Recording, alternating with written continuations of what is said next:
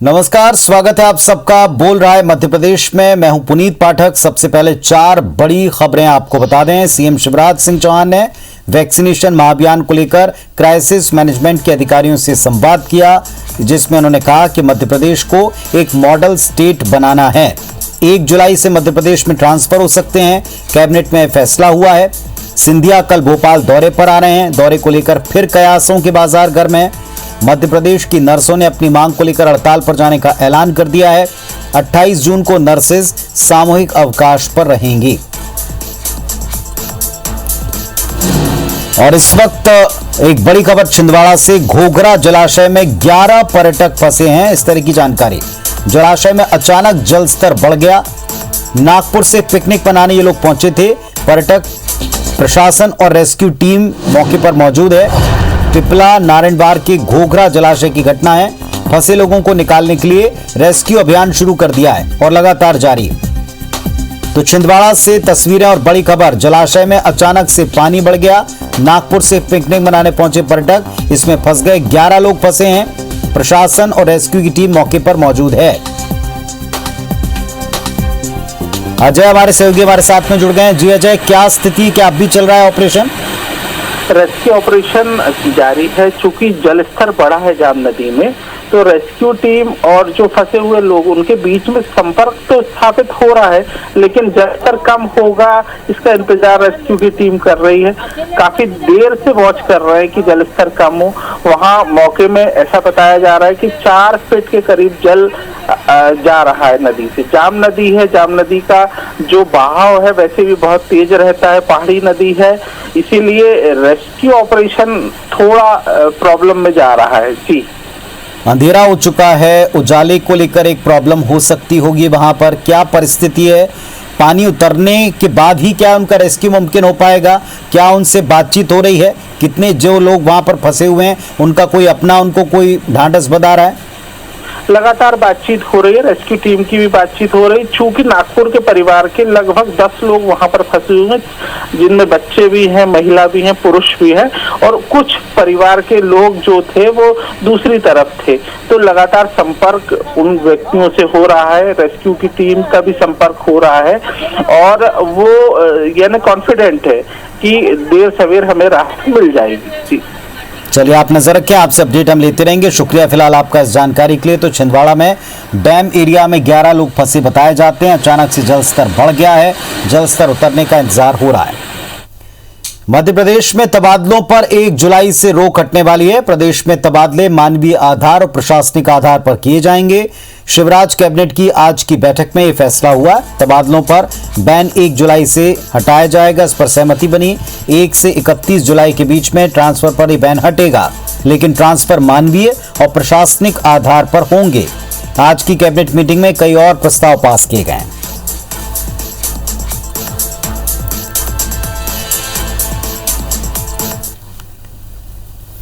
CM Shivraj Singh Chauhan हर दिन मंत्रियों के साथ में सीधे तौर पर बातचीत करते हैं। आज 4 मंत्रियों के साथ 1-to-1 बातचीत हुई। मंत्री गोपाल भार्गव से अटल प्रोग्रेस वे और चंबल प्रोग्रेस वे जल्द शुरू करने की बात हुई। सीएम ने बिसाहूलाल सिंह, हरदीप डंग और रामखिलावन पटेल से भी चर्चा की है। बिसाहूलाल सिंह ने कहा कि सरकार प्रदेश के 4 करोड़ गरीबों को 5 महीने का मुफ्त राशन देगी। मंत्री हरदीप सिंह डंग को नवकरणीय ऊर्जा के उपयोग और प्रोत्साहन को लेकर निर्देश मिला है। मंत्री रामखिलावन पटेल से उनके विभाग की योजनाओं पर मुख्यमंत्री ने बातचीत की। सीएम 14 मंत्रियों से अभी तक सीधे संवाद कर चुके हैं, समीक्षा कर रहे हैं।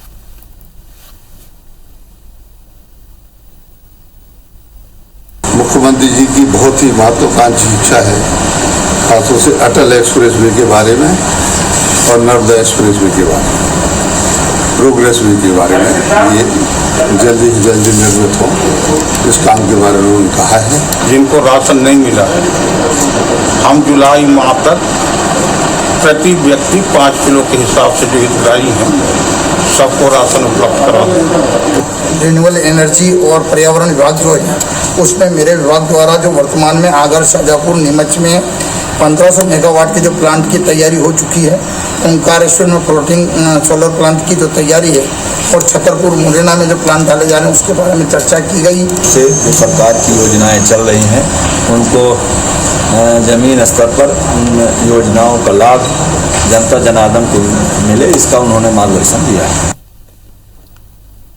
मध्य प्रदेश की राजनीति में ज्योतिरादित्य पर हर सियासी दल की नजर रहती है। वो कहां जा रहे हैं, किससे मिल रहे हैं, हर बात सुर्खियों में रहती है। एक बार फिर सिंधिया बुधवार को भोपाल आएंगे। उनके इस दौरे को लेकर भी फिर कयासों का दौर है। विपक्ष कह रहा है कि सिंधिया ने बीजेपी को सत्ता दिलाई, मगर उनके समर्थकों को 1.5 साल में वो सम्मान नहीं दिला पाए।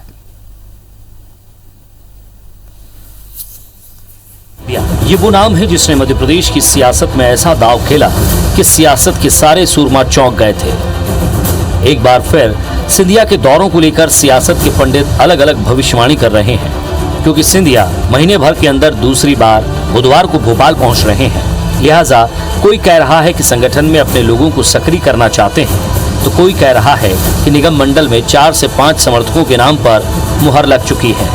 तो सिंधिया जी इसी प्रदेश के हैं, भोपाल उनकी राजधानी है, जीवन भर उनको यहाँ आना जाना है, तो उनका आना जाना एक रूटीन प्रक्रिया है। और स्वाभाविक जब कोई नेता आता है तो 10 काम भी होते हैं, मुख्यमंत्री से चर्चा होती है, प्रदेश भाजपा अध्यक्ष से मिलना होता है। समर्थक और बीजेपी नेता भले ही दौरों को रूटीन प्रक्रिया बता रहे हों, मगर निगम मंडल में जिन्हें जगह मिलनी तय मानी जा रही है, उनमें से गिरिराज दंडोतिया, इमरती देवी, रघुराज कंसाना, मुन्ना लाल गोयल के नाम सामने आ रहे हैं। चर्चा है कि इन्हें कैबिनेट मंत्री का दर्जा मिल सकता है। सिंधिया तो अपने आधा दर्जन समर्थकों को निगम मंडल में देखना चाहते हैं, तो इधर कांग्रेस का कहना है कि 1.5 साल हो गए, बीजेपी ने सिंधिया समर्थकों को कुछ नहीं दिया। अब 1.5 साल होने को आ गया, सिंधिया जी को ना मंत्री बनाया गया, ना उनके समर्थकों को निगम मंडल में लिया जा रहा है। यहाँ तक कि जो राज्य मंत्री उनके कोटे से बने, उनकी कहीं कोई सुनवाई नहीं है। अब सिंधिया जी दिल्ली से लेके भोपाल तक अपने समर्थकों के लिए भाजपा के नेताओं के घर घर चक्कर काट रहे हैं। सिंधिया की सियासत के रास्ते इतने आसान नहीं है। ग्वालियर में बीजेपी के बड़े नेताओं को अपने राजनीतिक अस्तित्व पर खतरा मंडराता नजर आ रहा है। सिंधिया के बढ़ते कद के आगे ग्वालियर से दूसरे बीजेपी नेताओं का कद अब बौना नजर आ रहा है। सिंधिया का आगे जितना कद बढ़ेगा, नरेंद्र सिंह तोमर और प्रभात झा के लिए मुश्किल पैदा हो सकती है। देखना होगा कि इस बार सिंधिया का दौरा अपने समर्थकों को क्या नया तोहफा देता है। सुधीर दंडोतिया, IBC 24, भोपाल। पूर्व केंद्रीय मंत्री और राज्यसभा सांसद ज्योतिरादित्य सिंधिया 1 दिवसीय प्रवास पर शिवपुरी पहुंचे। उन्होंने नवनिर्मित मेडिकल कॉलेज का दौरा किया, जिला चिकित्सालय गए। कोविड-19 महामारी के चलते जिन लोगों की मृत्यु हुई उन्हें सामूहिक श्रद्धांजलि दी। मीडिया से बातचीत में सिंधिया ने कहा, जो लोग ग्वालियर का नाम बदलना चाहते हैं वे पहले अपना और पार्टी का नाम बदलें। पीएम मोदी ने जो कहा है वो अब सत्य नजर आने लगा है। कांग्रेस नामदार लोगों की पार्टी है, बीजेपी कामदार लोगों की पार्टी। कोरोना महामारी की दूसरी लहर के बाद राज्यसभा सांसद ज्योतिरादित्य सिंधिया पहली बार शिवपुरी आए। भागीरथ प्रयास कर सफल बनाने वाले संघर्ष तो जीवन का अर्थ है भाई। ग्वालियर का आप मुझे बताओ कि आपने, जो आपका भी एक जनसेवा का पथ है मीडिया में होते हुए, क्या आपने संघर्ष का पथ नहीं अपनाया अपने जिंदगी में? संघर्ष तो हर व्यक्ति का जीवन का एक मुख्य अंग होता है। अगर संघर्ष नहीं तो फिर जीवन का मायना नहीं रहता। छतरपुर जिले के बक्सवाहा के जंगलों में हीरा खनन की अनुमति मिलने के मामले में हाईकोर्ट ने NTCA यानी कि नेशनल टाइगर कंजर्वेशन अथॉरिटी के खिलाफ एक नोटिस जारी किया है। हाईकोर्ट ने मामले में NBWL यानी कि national board for wild life को नोटिस जारी किया। हाईकोर्ट ने NTCA और NBWL से 4 हफ्ते में जवाब मांगा है। याचिका में कहा गया कि राज्य सरकार ने बक्सवा के 384 हेक्टेयर वन क्षेत्र में हीरा खदान की अनुमति दे दी, लेकिन टाइगर इससे बुरी तरह प्रभावित हो सकते हैं। बक्सवाहा के जंगल असल में पन्ना टाइगर रिजर्व और नौरादेही वाइल्ड लाइफ सेंचुरी के बीच का टाइगर कॉरिडोर है। अगर यहां हीरा खनन के लिए पेड़ कटे तो टाइगर्स का ये पूरा कॉरिडोर तबाह हो जाएगा। फिलहाल हाईकोर्ट ने मामले में नेशनल टाइगर कंजर्वेशन अथॉरिटी और national board for wild life से इस मामले में जवाब मांगा है। अगली सुनवाई 4 हफ्ते बाद है। मध्य प्रदेश में बेरोजगारों की बढ़ती तादाद ने सरकार को भी दिक्कत में डाल दिया है। हाल ही में मध्य प्रदेश पुलिस ने 4000 आरक्षकों की भर्ती प्रक्रिया शुरू की। जानकर हैरानी होगी कि 4000 पदों के लिए अब तक 12 लाख से ज्यादा आवेदन व्यावसायिक परीक्षा मंडल को मिले हैं। 12 लाख से ज्यादा आवेदकों में 40% ऐसे कैंडिडेट हैं जो उच्च शिक्षित हैं। आवेदकों में इंजीनियर और पोस्ट ग्रेजुएट कैंडिडेट्स की बड़ी तादाद है, जबकि आरक्षक भर्ती के लिए न्यूनतम शैक्षणिक योग्यता हाई स्कूल होनी चाहिए। मध्य प्रदेश में पंजीकृत बेरोजगारों की संख्या 35 लाख से ज्यादा है। मुख्यमंत्री ने 18,000 पदों पर भर्ती शुरू करने की बात हाल ही में की। वहीं विपक्ष रोजगार देने में सरकार को फिर नाकाम बता रहा है। पदों को लेकर आप कार्रवाई शुरू हो गई सर भरने की? हाँ, हो गई। बहुत समय से तो कोरोना के कारण से प्रभावित हुआ था, अब कार्रवाई प्रारंभ हो गई। 33,000 लोग युवा अनएम्प्लॉयड हैं मध्य प्रदेश में, और युवा इंजीनियर या तो पेट्रोल पंप की काम कर रहे हैं या ठेला में अभी कोरोना काल में फल फूल भेजे, ऐसे बहुत से आए। और निश्चित तौर पर ये कोरोना महामारी को जो संभाल नहीं पाए, वैक्सीन सही टाइम पे नहीं लग पाई, उसकी वजह है कि इतनी बेरोजगारी फैली है। जो लॉकडाउन पे लॉकडाउन लगे। देवास जिला अस्पताल में एक बड़ी लापरवाही का मामला सामने आया, जहां एक महिला के उपचार के दौरान 2 बार ब्लड ग्रुप की जांच की गई तो दोनों बार अलग अलग ब्लड ग्रुप बताया गया। जब महिला मरीज के परिजन लैब टेक्नीशियन के पास पहुंचे तो उसने झल्लाकर चांटा मारने की बात कह दी। विवाद को बढ़ता देख मरीज के परिजनों ने इसकी शिकायत वरिष्ठ अफसरों को की। वो भी मरीज के परिजनों को समझाइश देने लगे। मारपीट करने वाली बात पर सीएमएचओ ने कहा, हो सकता है अपने बचाव में ऐसी बात घबराहट में कह दी हो, उन्हें ऐसा नहीं कहना चाहिए। चाटा मार दूंगी मैं तुम्हें यहाँ से। मार दो, चाटा मार दो। चलो हमारा चाटा मारो ना, चाटा मारेंगे और तमीज सिखा रहे मुझे। मैंने 15 मिनट कहा था, इन्होंने नहीं दिया। मैंने कहा तुझे दे रहा, मैंने नहीं मानी इसने बात। अभी अगर चाटा मारेंगे मुझे, मारिए।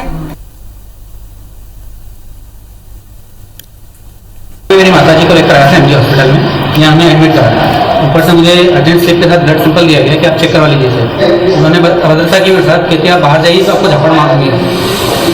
उसके बाद तुरंत वो एक रिपोर्ट लिख के लाई। मैंने उनसे कहा कि मैं आपकी शिकायत करूंगा इस चीज़ की, तो वो रिपोर्ट लिख के लाई, उसमें गलत उन्होंने ब्लड ग्रुप लिखा। घबराहट में या अपनी आपकी सुरक्षा के लिए उन्होंने इस तरह का शब्द का उपयोग किया होगा।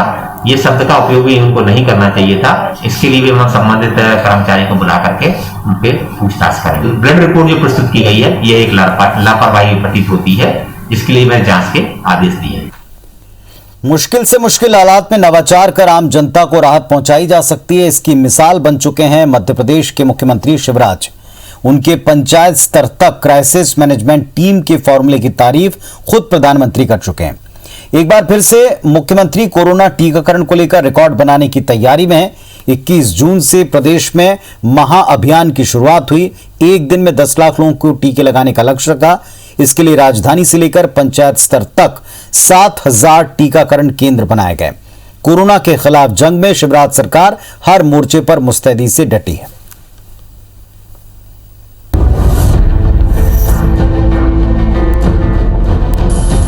स्वच्छता में नंबर 1 का खिताब हासिल करने के बाद अब मध्य प्रदेश में कोरोना के खिलाफ जंग में भी पहले पायदान पर पहुंचने के लिए लगातार इस तरह की कोशिश जारी है। मुख्यमंत्री शिवराज सिंह चौहान की प्रेरणा ही है कि हर शहर, गांव और पंचायत में तेजी से वैक्सीनेशन कार्यक्रम चल रहा है। इस काम को और तेजी देने के लिए मुख्यमंत्री शिवराज सिंह चौहान के ऐलान के बाद 21 जून अंतर्राष्ट्रीय योग दिवस पर वैक्सीनेशन महाअभियान का आगाज हुआ। इस महाअभियान में 18 वर्ष से अधिक आयु के सभी व्यक्तियों को निःशुल्क टीका लगाया जा रहा है। पूरे प्रदेश में 7,000 टीका केंद्रों पर यह अभियान शुरू हो चुका है।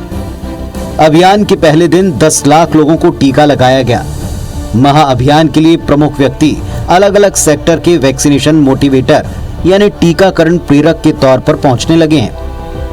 ये व्यक्ति समाज के जाने माने व्यक्तित्व हैं, जिनमें मंत्री, विधायक, दूसरे जनप्रतिनिधि, क्राइसिस मैनेजमेंट ग्रुप के सदस्य, धर्मगुरु, समाजसेवी, कलाकार, खिलाड़ी, साहित्यकार, पत्रकार और पद्म पुरस्कार प्राप्त शिक्षक हैं। स्थानीय कार्यकर्ताओं की टोलियां बनाकर लोगों के घरों में जाकर उन्हें वैक्सीनेशन के लिए प्रेरित किया जा रहा है। इसके लिए उन्हें पीले चावल देकर आमंत्रित भी किया गया। वैक्सीनेशन महाअभियान 30 जून तक चलेगा। जहां टीकाकरण पूरा हो जाएगा, वहां से टीकाकरण केंद्र को किसी अन्य जगह स्थानांतरित कर दिया जाएगा। इसके अलावा टीकाकरण के लिए प्रेरित करने के लिए 1 जुलाई से 3 जुलाई के बीच जागरूकता यात्रा भी निकाली जा रही है। कोरोना वैक्सीन महाअभियान को लेकर मुख्यमंत्री शिवराज सिंह चौहान लगातार बैठकें ले रहे हैं और उनकी पहल पर ही मध्य प्रदेश एक बार फिर टीकाकरण के मामले में पूरी दुनिया के सामने मिसाल बनने जा रहा है। ये महाअभियान साधारण नहीं है, ये लोगों की जिंदगी बचाने का अभियान है। ये लोगों को सुरक्षा से, कोरोना से सुरक्षा प्रदान करने का अभियान है और हम कोशिश करें यथासंभव अक्टूबर नवंबर तक हम मैक्सिमम जनसंख्या को हम वैक्सीनेट करके सुरक्षित कर दें उनको। मध्य प्रदेश में कोरोना की दूसरी लहर को मुख्यमंत्री शिवराज सिंह चौहान की सक्रियता और मॉनिटरिंग से थामने में सरकार ने सफलता प्राप्त की है। मुख्यमंत्री कह रहे हैं कि प्रदेश अनलॉक हो चुका है, आर्थिक गतिविधियां शुरू हो चुकी हैं, लेकिन प्रत्येक व्यक्ति को कोविड अनुकूल बर्ताव और कोरोना गाइडलाइन का पूरी तरह पालन करना अनिवार्य है। पूरा एक कोविड के संक्रमण को रोकने का व्यवहार है, कोविड का प्रोटोकॉल, उसका पालन। उसमें आपसे मेरा निवेदन है कि आप अपील करेंगे भैया देखो बचे रहना है हमको, इसलिए मास्क लगाने से लेकर बाकी सब जो कोविड का प्रोटोकॉल है उसका पालन करना है। इसमें आपका सहयोग। एक काम सरकार करेगी कि हम अस्पताल की व्यवस्थाएं बढ़ाएंगे। अस्पताल में बिस्तर, isolation bed, oxygen bed, ICU bed, बच्चों के वार्ड, दवाई की व्यवस्था, ऑक्सीजन प्लांट जगह जगह लगा रहे हैं ताकि कोई और संकट आए तीसरी लहर का तो हम मुकाबला कर पाए। इंजेक्शन, दवाइयां, वो मैंने निर्देश दिए। मुख्यमंत्री शिवराज सिंह चौहान के नेतृत्व में मध्य प्रदेश में कोरोना संक्रमण के लिए अपनाया गया मॉडल सारे देश में चर्चा का विषय है। स्वयं प्रधानमंत्री नरेंद्र मोदी मध्य प्रदेश मॉडल की तारीफ करते हुए अन्य राज्यों को इसे अपनाने के लिए कह चुके हैं। बेहद कम वक्त में कोरोना संक्रमण को काबू करने में मिसाल बना मध्य प्रदेश अब वैक्सीनेशन महाअभियान के जरिए इतिहास रचने के लिए कदम बढ़ा चुका है। Bureau report, IBC 24।